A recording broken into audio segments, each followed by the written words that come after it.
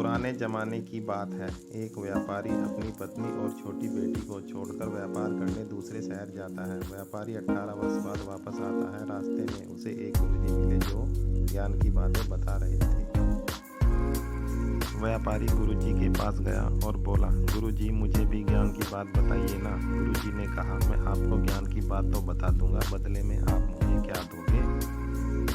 व्यापारी ने कहा, मैं दूसरे शहर व्यापार करने गया था। 18 वर्ष बाद अपने घर जा रहा हूँ। मैं व्यापार करके जितना पैसा कमा कर लाया हूँ उसका 25% मैं आपको दे दूंगा। गुरुजी ने कहा, ठीक है, मैं आपको एक ही बात बताऊंगा।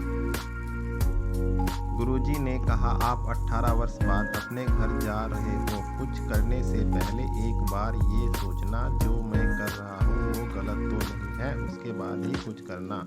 व्यापारी ने कहा, ठीक है, आपकी बात याद रखूंगा।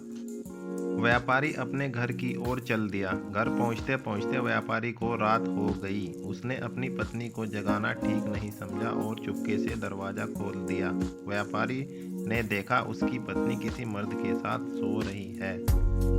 व्यापारी को बहुत गुस्सा आया। उसने अपनी पत्नी को धोखेबाज समझा और अपनी पत्नी और उस व्यक्ति को मारने के लिए तलवार निकालकर दोनों की गर्दन काटने के लिए उन पर वार करने लगा। तभी उसे गुरुजी की बात याद आई। व्यापारी कुछ सोचने लगा। तभी उसकी पत्नी नींद से जाग गई और व्यापारी को देखकर रोते हुए उसके गले लग गई। व्यापारी ने गुस्से में पूछा, ये कौन है जिसके साथ तुम सोई थी? उसकी पत्नी ने कहा, ये हमारी बेटी है। व्यापारी की पत्नी बोली, आप यहाँ नहीं थे। हमारी बेटी पर कोई बुरी नज़र ना डाले, कोई उसका लड़की होने का फायदा ना उठाए, इसलिए उसे हमेशा लड़कों की वेशभूषा में रखा।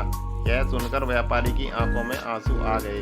व्यापारी को गुरुजी की बात याद आई और वह मन ही मन गुरुजी का शुक्रिया अदा करने लगा और बोला, आज गुरुजी की शिक्षा मुझे याद ना आती तो मैं अपने ही हाथों अपने परिवार को मार देता।